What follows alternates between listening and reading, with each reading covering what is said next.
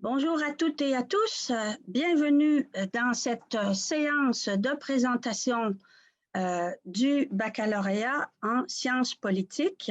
C'est avec grand plaisir que je communique avec vous aujourd'hui, que j'ai la chance de vous voir, d'échanger avec vous,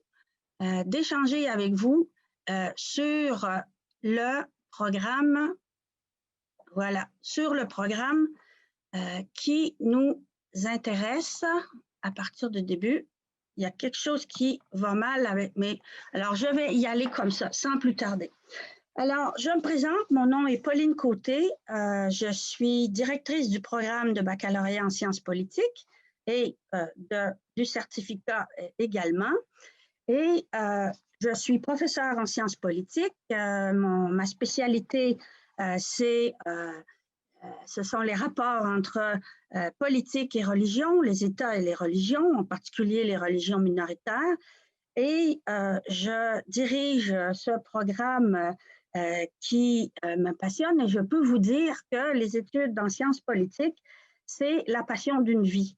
Et je vais vous parler, j'ai le projet de vous parler pendant 15-20 minutes de cette passion d'une vie, que celle des études en sciences politiques, parce que l'on reste toujours étudiant. Et je vais le faire en quelques points. Ces quelques points sont décrits ici. Et je vais y aller point par point. Je vais commencer par présenter le programme en tant que tel, avec les thématiques ou concentrations, le cheminement type ou le parcours d'études, les profils d'études, l'expérience étudiante, quelques mots sur le développement des compétences professionnelles via les stages et les activités de formation pratique, et quelques mots pour conclure. Alors, ceci étant, je passe à quelques mots sur le programme en tant que tel. Qu'est-ce que c'est un programme? Un programme de baccalauréat en sciences politiques ou n'importe quel autre programme, c'est un ensemble intégré de cours et d'activités de formation qui prend corps grâce à la recherche. Alors, vous allez voir plusieurs, si on peut dire, vous allez voir vous avez déjà vu dans votre vie, où vous allez voir plusieurs présentations de programmes, et l'université, ce qui fait sa caractéristique essentielle, c'est que les personnes qui produisent les connaissances, produisent le savoir, sont les mêmes que celles qui vous enseignent. Alors, c'est un cours, c'est un programme, c'est un ensemble intégré de cours et d'activités de formation qui prend corps grâce à la recherche. C'est branché sur la recherche et la recherche de pointe. Ce qui fait qu'un programme, ça varie selon la profondeur, je dirais, la profondeur, la matière et la couleur. Qu'est-ce qui donne la profondeur d'un programme? Ce qui donne la profondeur d'un programme, c'est le corps professoral. Et le corps professoral, il est composé de spécialistes de pointe, de personnes qui ont des expertises pointues dans certains domaines et qui ont pour mission de vous partager cette expertise, soit dans le cadre de leur projet de recherche où vous êtes amené à participer, auquel vous êtes amené à participer dès que vous avez complété le 2/3 de votre formation en allant vers la maîtrise. Vous pouvez très bien vous associer à des groupes de recherche, et il y a au département de sciences politiques plusieurs groupes de recherche qui sont actifs sous la forme de groupes de regroupement et de chaires, et qui travaillent sur des sujets de pointe. Des exemples, vous avez des professeurs qui travaillent sur le big data, sur les transformations numériques, sur la socialisation politique des jeunes et les parents, sur l'islam politique, sur la santé publique et l'intervention gouvernementale en perspective comparée. Je pourrais vous présenter des photos, mais vous pouvez, comme j'ai un peu de difficulté avec mon partage, je veux quand même vous, sans plus tarder, avancer un peu dans la présentation et vous montrer, plutôt que des photos de professeurs que vous pouvez voir d'une autre manière, vous montrer ce à quoi ressemble un programme et la matière que vous allez être, comment dire, que vous allez être amené à creuser selon vos intérêts. Alors, vous m'aideriez beaucoup, parce que j'ai un problème avec le partage, de me dire ce que vous voyez via le chat, ce que vous voyez à l'écran présentement. Est-ce que c'est bien la présentation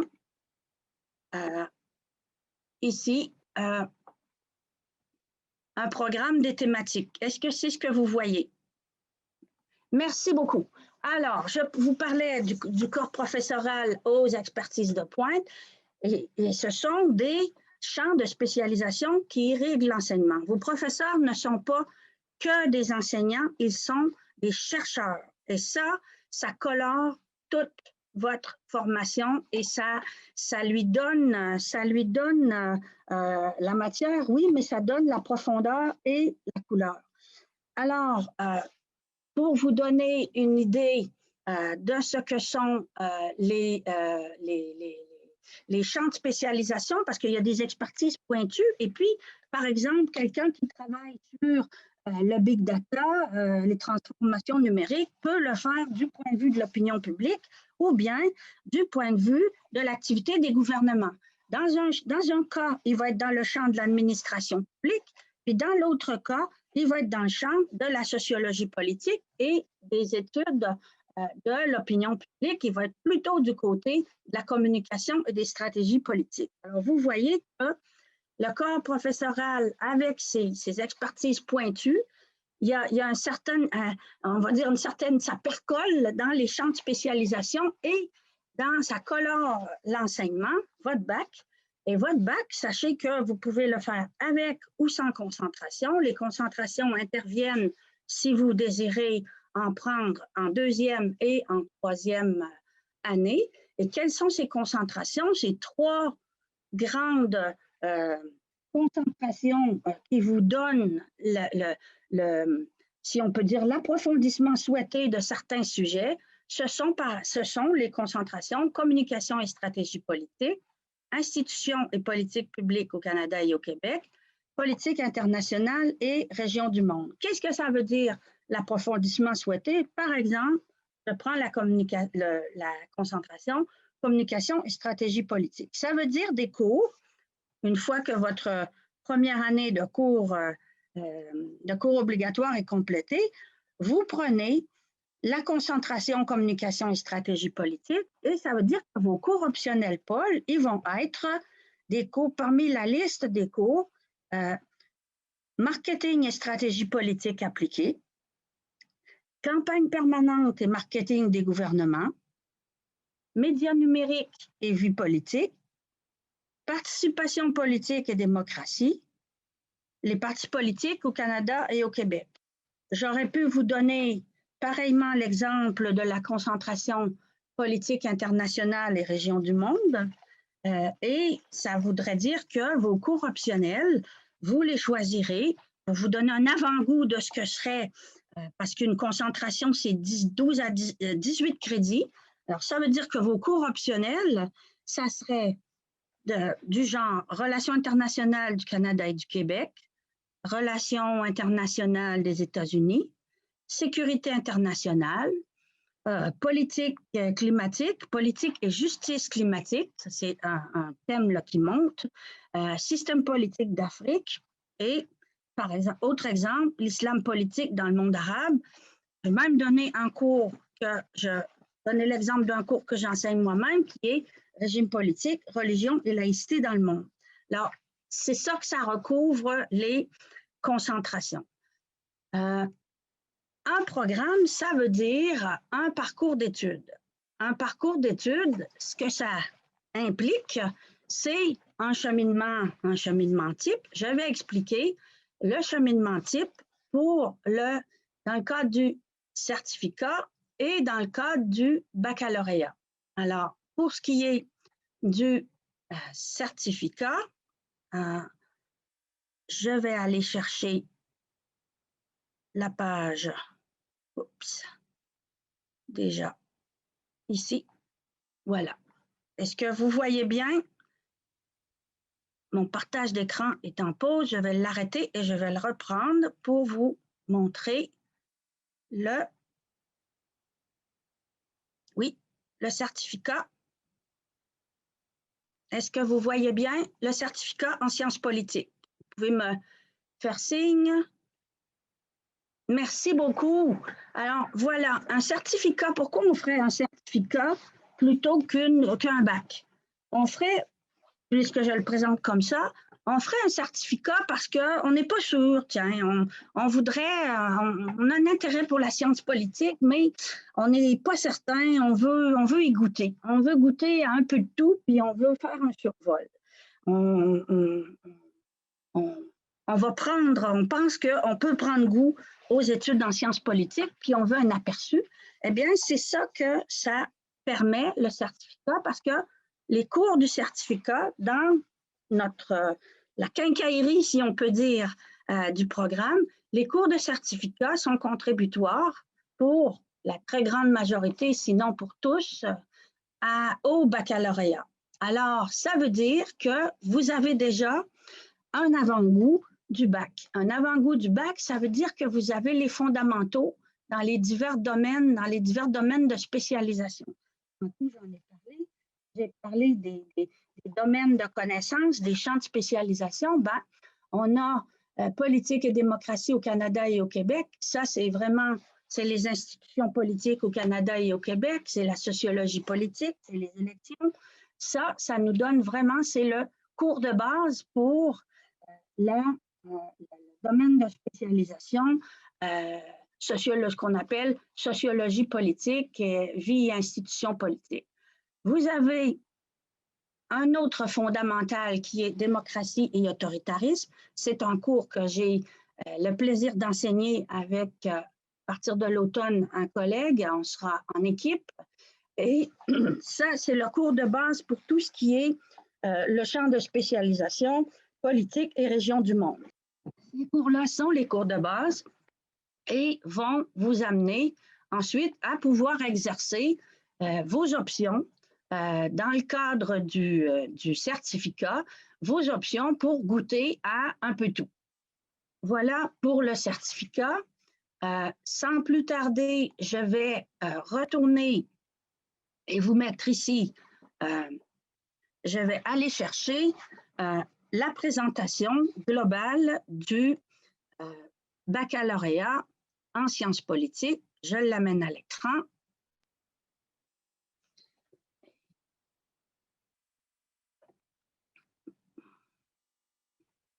Est-ce que vous voyez bien à l'écran baccalauréat en sciences politiques, cheminement proposé?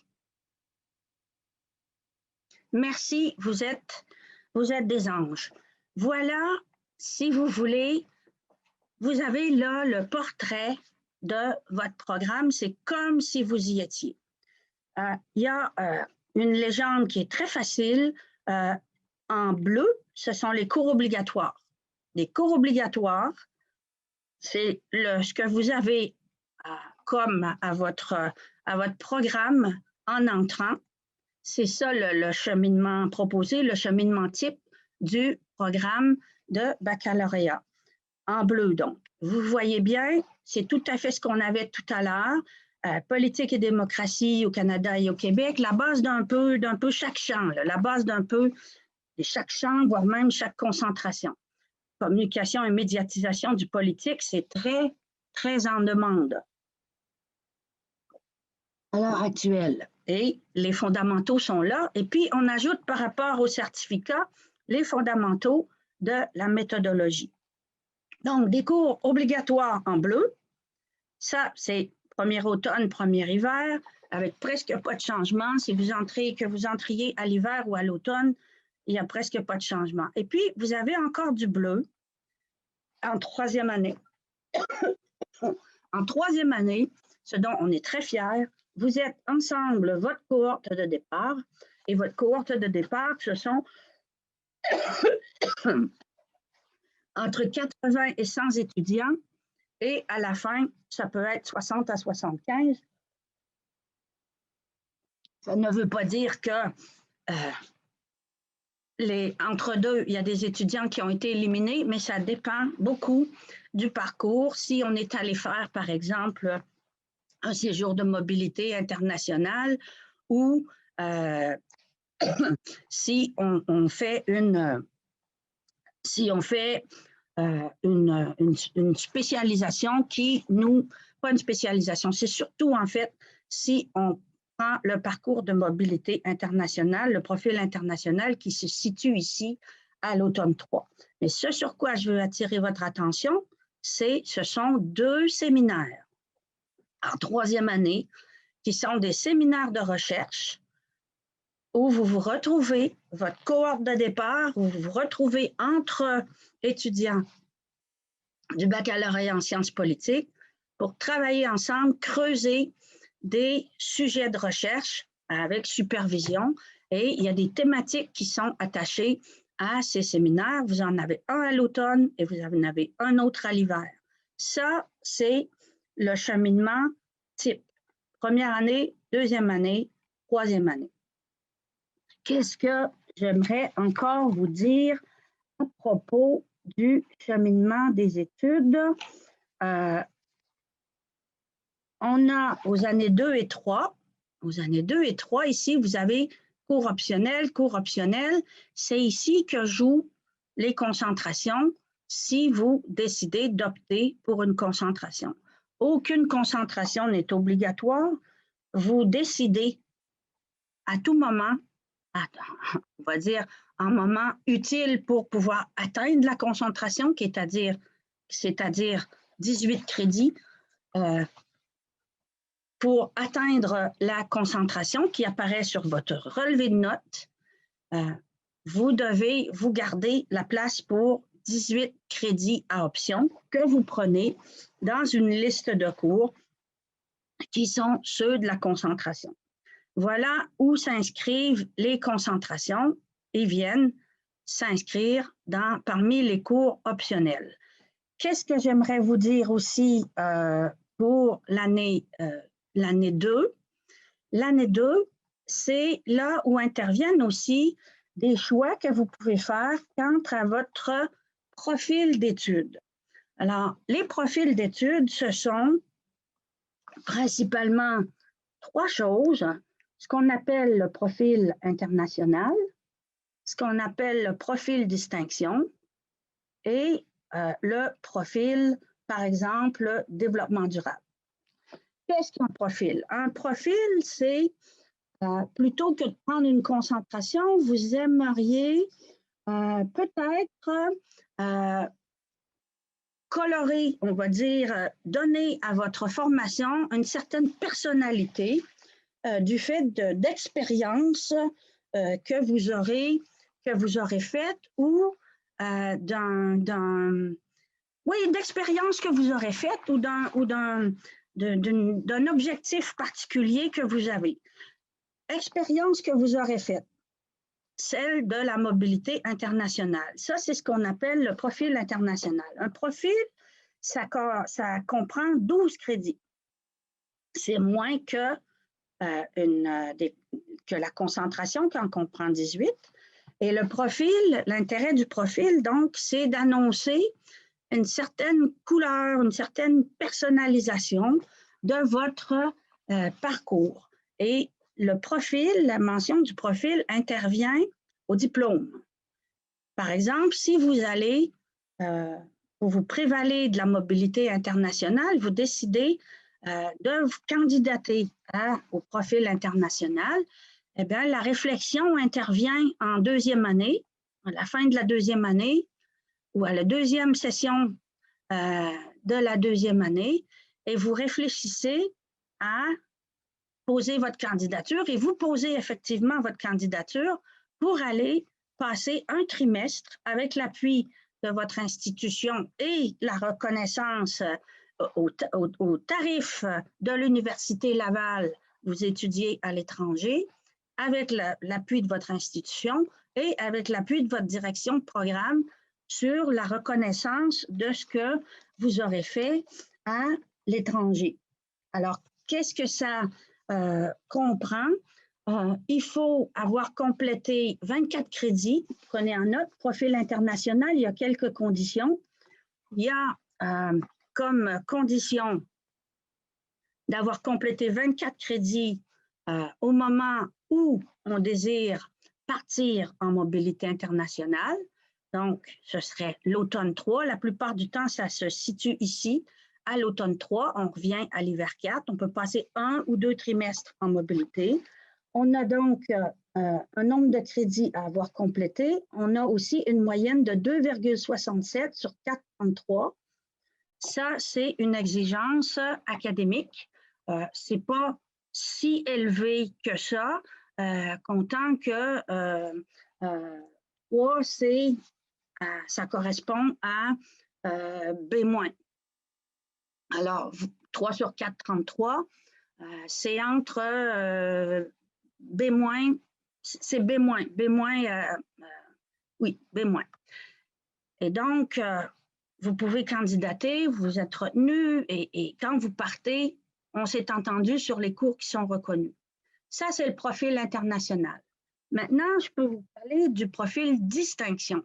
Le profil distinction, lui, il intervient typiquement à l'hiver 4 ou à l'automne 5, c'est-à-dire qu'on s'entend, on communique avec sa direction de programme pour viser le profil distinction. Pourquoi on vise un profil distinction? Un profil distinction, c'est quand on a le projet de faire une maîtrise et qu'on veut déjà profiter de ce projet qu'on a pour s'avancer au niveau du bac, pour avancer nos études de maîtrise en étant encore au bac. Qu'est-ce que ça fait le profil distinction? Le profil distinction, d'abord les exigences, il faut avoir complété 60 crédits au moment où il entrera en, alors ça fait 15, 30, 45, 60. Donc ça se donne ici, là. On prend la décision genre à l'hiver 4 et on commence à l'automne 5 et à l'hiver 6. On a 60 crédits de complétés au moment où on va commencer. On a une moyenne de 3, 2, je pense que c'est 3,2 sur 4,33, 3,8 sur 4,33. 3,8 sur 4,33. On a maintenu une moyenne cumulative de 3,8 sur 4,33. Qu'est-ce que ça veut dire? Ça implique qu'on peut remplacer entre 6 à 12 crédits de cours à option de sciences politiques par 6 à 12 crédits de maîtrise, de cours à option de la maîtrise visée. Je vous le dis tout de suite, on a des ententes pour le bac en sciences politiques, on a des ententes avec à peu près toutes les maîtrises qui sont aux alentours, des maîtrises à l'Université Laval, on s'entend, que ce soit la maîtrise en sciences politiques, que ce soit la maîtrise en études internationales, que ce soit la maîtrise en affaires publiques, ce sont toutes des maîtrises avec lesquelles nous avons des ententes de profil distinction. Je vous ai parlé du profil distinction, je vous ai parlé du profil international. De quoi j'aimerais vous parler maintenant? J'aimerais revenir à la présentation et vous entretenir brièvement avant de vous passer la parole, vous entretenir brièvement de possibilités de, voilà.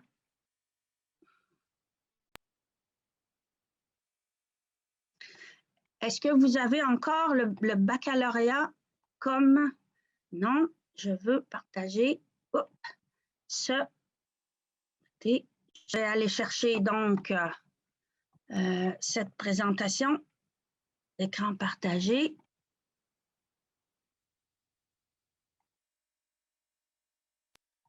Avez-vous bien à votre écran une diapo développement des compétences?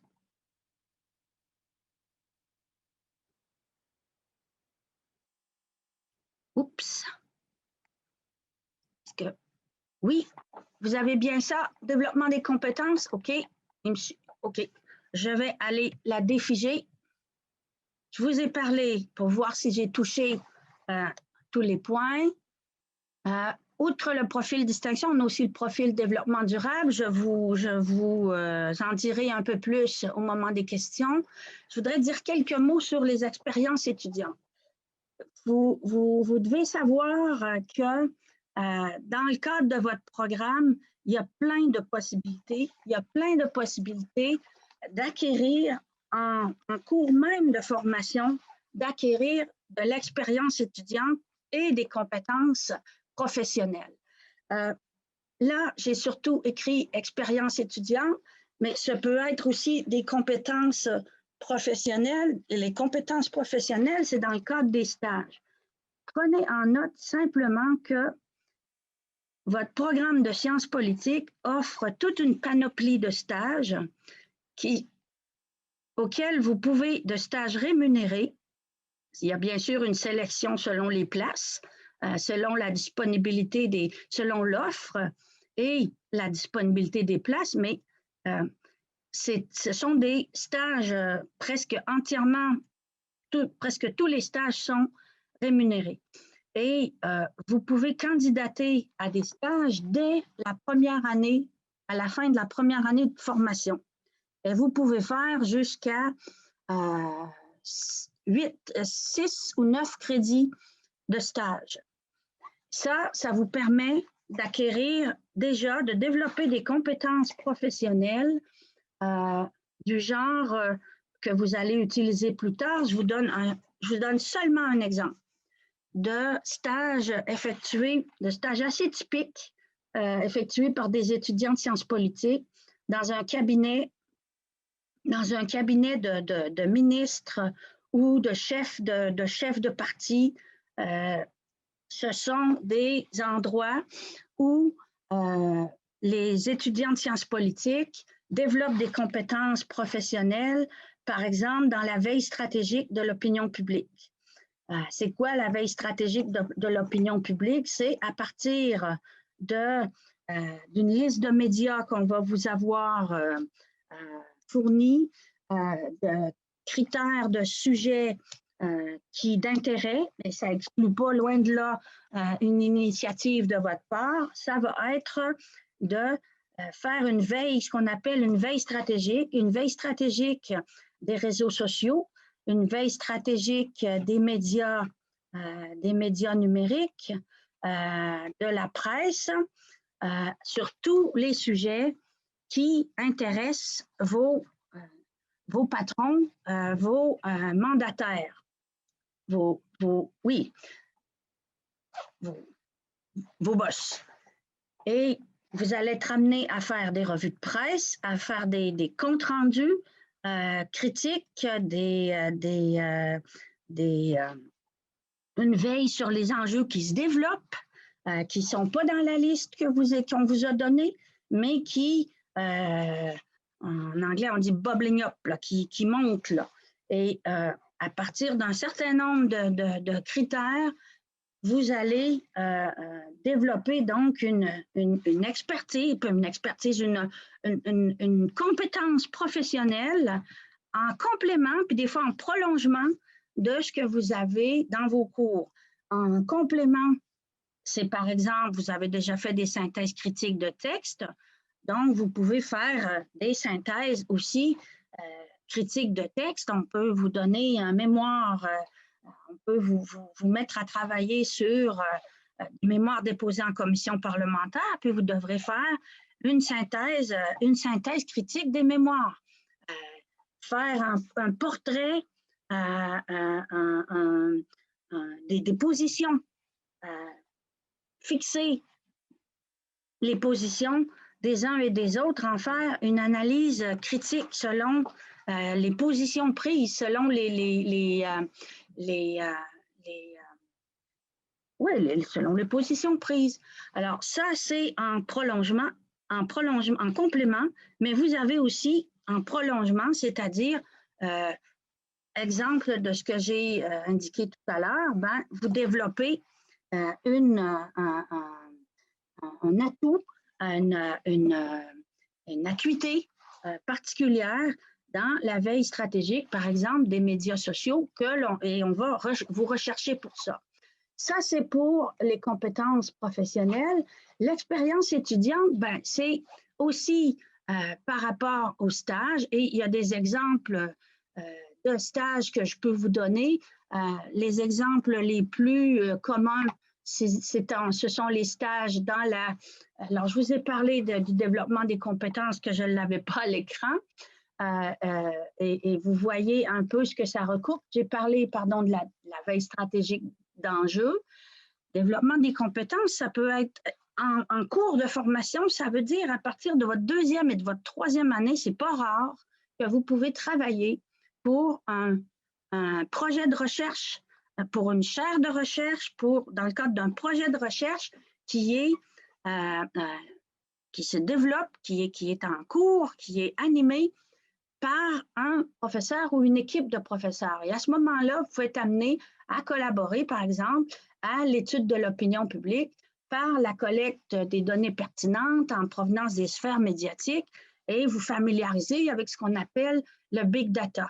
Ça peut être aussi travailler avec dans l'équipe de recherche de notre directeur, qui est un groupe de recherche en communication politique, et développer des compétences de l'ordre de la facilitation de la prise de décision en présentant des résultats de recherche, des avis et des recommandations stratégiques qui ont trait à la communication politique. Par exemple, développer un plan de communication politique. Ce n'est pas du tout abstrait, hein, le développement des compétences, et c'est pendant même on est très fiers de ça et on le développe encore plus. Et les expériences que vous faites personnellement, c'est pour ça qu'on dit l'expérience étudiante, c'est quand vous choisissez, par exemple, de faire un stage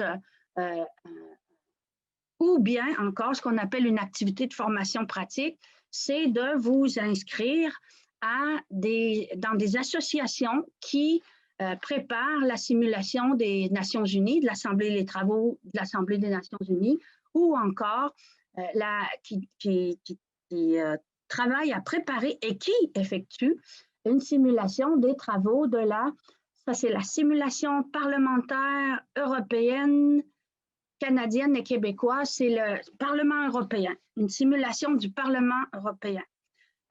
Entre autres exemples, des stages que vous pouvez, ou des activités de formation pratique que vous pouvez effectuer dans le cadre de votre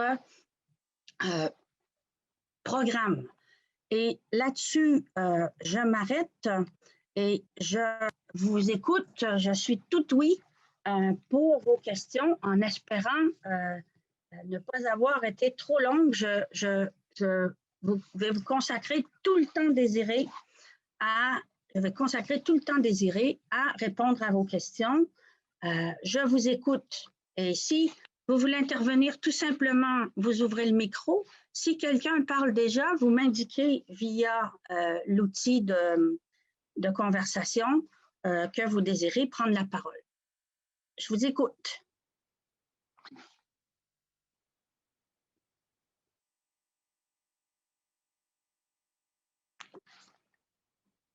Oui.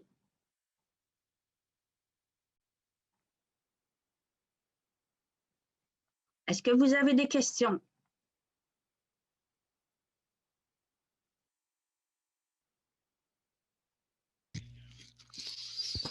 Oui, bonjour, vous m'entendez? Oui, bonjour Nancy. Bonjour. Très bien, je vous entends très bien. D'accord.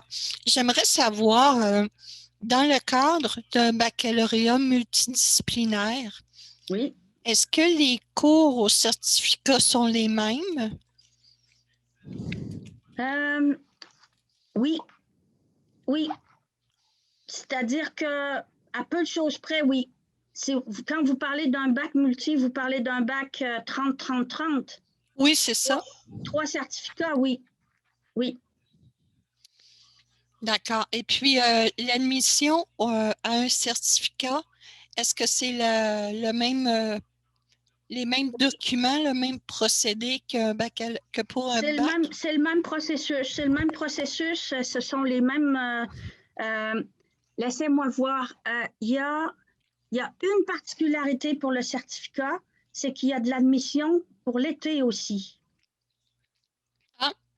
On admet à l'été pour le certificat, ce qui peut être très avantageux. Comment on peut faire ça? C'est que, bon, là, vous allez me dire, les études à distance, on commence à en avoir ras-le-bol, parce qu'on fait pas mal de cours à distance, mais ceci dit, on sait que c'est une excellente formation, puis ça peut être ultra pratique. Mais quelqu'un qui désire entreprendre un certificat, on fait une admission à l'été et cette personne peut déjà suivre un cours ou deux à l'été. Si j'avais tantôt à l'écran, je ne le ramènerai pas à l'écran, mais je vais aller le voir moi-même, l'interface je peux vous donner l'exemple d'un cours, tiens, un exemple très,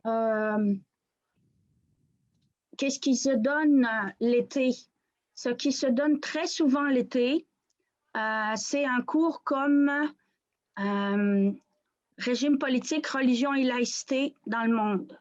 Ça, c'est un cours qui, normalement, est un cours, on va dire, comme il commence comme il est siglé avec un 2, on dirait que c'est un cours de deuxième année, mais que l'on peut suivre au certificat, soit sans prérequis. Sans prérequis de l'ordre de 1003. À ce moment-là, on va vous dire, bon, écoutez, 1003, on se sert de tel manuel ou on fait, je vous le dis parce que c'est moi qui le donne assez souvent, ce cours-là. Donc, il peut se suivre à l'été, à la session d'été. Et on peut suivre, il y a dans le parcours, peut-être c'est pas BDU,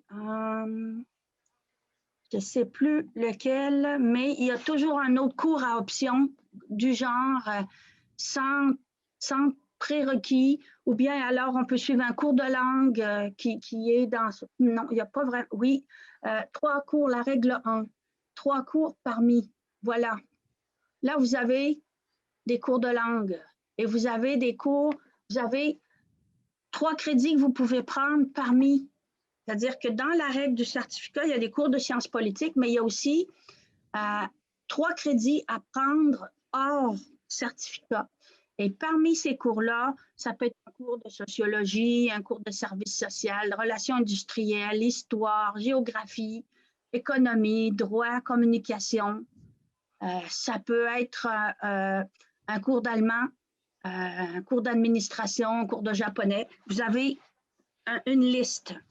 Et donc, vous pouvez prendre déjà concurremment un cours de langue ou un cours hors pôle avec un cours pôle, l'exemple du cours 23-25 que je vous ai donné, mais ça pourrait être aussi communication et médiatisation du politique, ça arrive qui se donne à l'été. Ça peut être terrorisme, ça arrive qui se donne à l'été. Et à ce moment-là, vous pouvez déjà vous avancer parce que c'est pas rare que le certificat se fait à temps partiel. Et c'est un des avantages du certificat pour ça, c'est qu'on peut le commencer à l'été. Est-ce que je réponds à votre question, Nancy? Ah oui, amplement. J'aimerais savoir, c'est sur quelle page sur le site pour voir ce certificat-là? Oui, pour le certificat, je vous mets, est-ce que vous voyez, je vais vous le mettre dans l'outil de conversation. Ah oui, Je vous mets l'adresse. C'est parti. ah, c'est parfait. Moi, j'ai regardé, je ne sais pas si vous pouvez répondre à ça, parce que c'est peut-être plus une question d'admissibilité. Oui. Moi, j'aurais aimé entrer en tant qu'adulte, sauf que j'ai déjà suivi un parcours universitaire. Donc, je ne me qualifierais pas, mais est-ce que pour le certificat, euh, Ben, vous dire sur parce que là, ça dépend beaucoup de ce qui était de ce qui est votre profil antérieur. hmm, Et ce que je vous dirais, c'est si vous voulez une réponse aujourd'hui, profitez du fait que le conseiller à la gestion des études de la faculté des sciences sociales, qui est attitré au programme au bac, il s'appelle Vincent Mathieu Vézina. Et il est en ligne, là. Il est en ligne, il répond à des questions. d'accord. Et son titre, c'est quoi déjà? C'est conseiller à la gestion des études. Mais OK. allez voir Vincent Mathieu Vézina, Faculté des sciences sociales, conseiller. Il est ici, là. Nous sommes dans nos bureaux. Il est en dessous, dans le bureau d'en dessous. Allez me chercher. Alors, je ne peux pas quitter mon écran et lui non plus. Non, Mais non, non. il est là dans l'environnement de Nancy, vous allez le trouver. D'accord. Ben, je vous remercie beaucoup, madame, puis c'était très intéressant. Je vous remercie, Nancy. J'espère qu'on pourra se voir bientôt. Ah, Et je l'espère aussi. trouvez mon nom aussi. Vous pouvez m'écrire, vous savez mon nom, pol.ulaval.ca. Écrivez-moi et puis on pourra prendre un rendez-vous virtuel pour discuter de vos projets. Mais pour Ah, OK, les choses précises, là, les oui. critères, là, puis ça, là, ça c'est le conseiller. D'accord. Ben, je vous remercie beaucoup. Ça me fait très plaisir. Au revoir. Au revoir. Est-ce que... Oui, Bastien. Bastien, ouvrez votre micro, je vous écoute. Oui, bonjour. Bonjour, Bastien. Alors moi, j'avais une question parce que je suis intéressé par donc, ce baccalauréat, mais aussi par le BIAPRI. Et Oui. j'aurais aimé savoir un peu les différences principales entre les deux. Oh là là, vous me demandez ça à moi? C'est à Oui, moi que vous causez. tout à fait. Je dirige les deux. Oui, c'est pour ça, j'étais à la réunion d'avant, mais j'aimerais avoir un avis un peu Très général bien. sur Ben, les si deux. vous étiez à la réunion d'avant, eh ben, la principale différence, c'est que le en fait, il y a deux différences principalement. C'est que le BIAPRI, c'est un programme contingenté. Contingenté, ça veut dire par rapport au nombre de places Ouais. à la cohorte qu'on admet chaque année. J'ai expliqué que c'était en rapport avec on va dire, le projet éducatif, qui est la deuxième raison, qui est que c'est un bac pluridisciplinaire, interdisciplinaire, 3 disciplines, droit, sciences politiques, économie. OK. Ce sont ça, les deux grandes différences, c'est contingenté en termes de nombre de places, contingenté aussi en termes de code R, code R 29, alors que sciences politiques, c'est code R, de mémoire, c'est 24, 22. OK, mais qu'est-ce que c'est des cotes AR? Est-ce que vous êtes dans le système québécois ou Non, moi je suis français.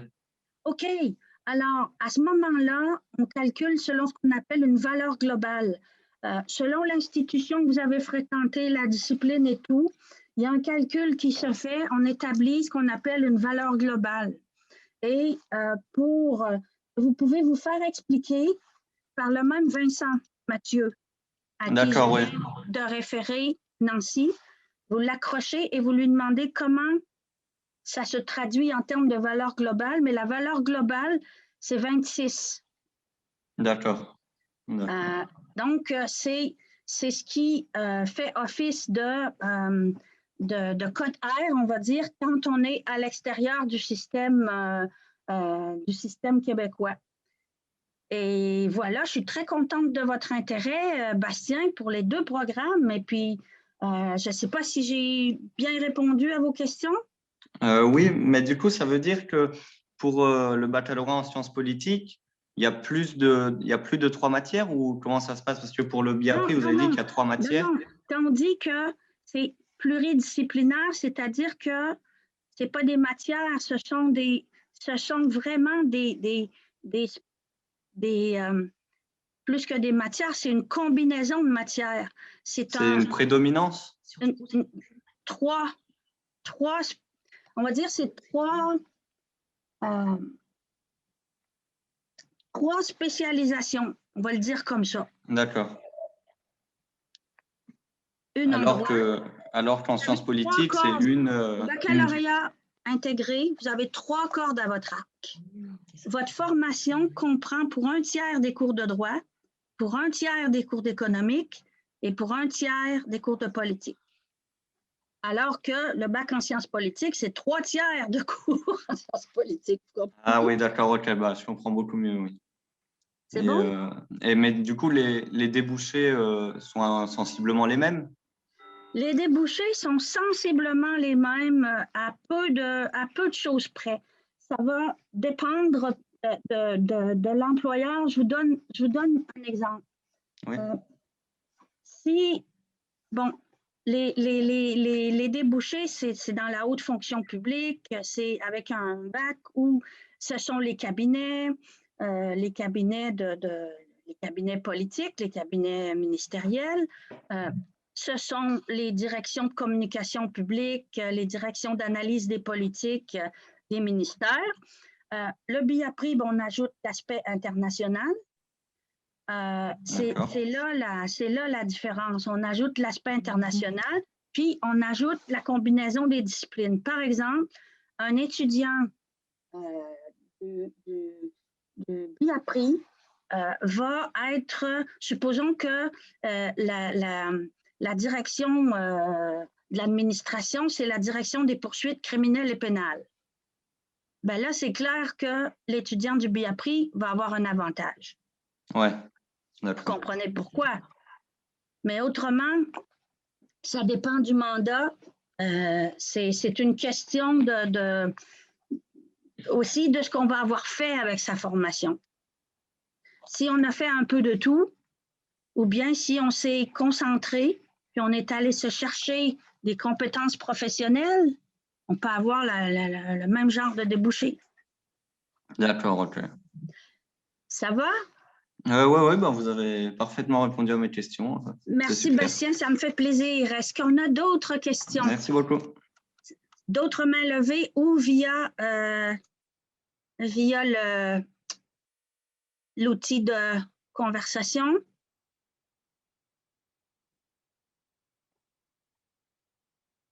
Est-ce qu'il y a d'autres questions? Sinon, si vous n'avez pas d'autres questions, mais moi, il me reste qu'à vous remercier de votre présence, de votre intérêt. Vous faites une démarche qui en dit, oui, attendez, il y a un nouveau message, peut-être que j'ai une nouvelle. Mais merci beaucoup, on me remercie pour la présentation. C'est moi qui vous remercie de votre intérêt. Et puis, j'espère qu'on aura d'autres occasions d'échanger, d'approfondir tout ça, parce que votre démarche par une belle journée, comme aujourd'hui, en dit beaucoup sur votre sérieux et votre intérêt. Puis, j'espère très fort qu'on a répondu à votre curiosité et qu'on va pouvoir échanger dans l'avenir dans le cadre de vos études ou en dehors. Moi, j'adore ce qui me tient comme directrice de programme, parce que j'enseigne aussi. Pourquoi est-ce que j'accepte de diriger des programmes? C'est parce que j'adore conseiller les étudiants dans leur projet d'études. Les étudiants viennent me voir. J'ai de l'expérience, j'ai 30 ans d'expérience de supervision d'étudiants. Alors, des projets, j'en ai vu. Et j'adore que des étudiants viennent me voir, me disent, écoutez, c'est ça qui m'intéresse et je prends le temps de vous écouter Et puis, je vous indique des manières, des moyens ou des voies de passage, des personnes qui vont vous aider à réaliser ces projets-là. Peut-être qu'il faut le ramener à des proportions, on va dire, maniables, mais c'est ce que j'aime faire et c'est ça que c'est là que vous allez me retrouver. Vous allez me retrouver si vous entrez au programme. C'est moi que vous allez trouver. Mon bureau est toujours ouvert. Vous me trouvez en virtuel facilement quand vous voulez parler, vous voulez échanger. Et puis, vous me trouverez de la même manière bientôt dans le pavillon en personne. Merci beaucoup. Portez-vous bien. À la prochaine.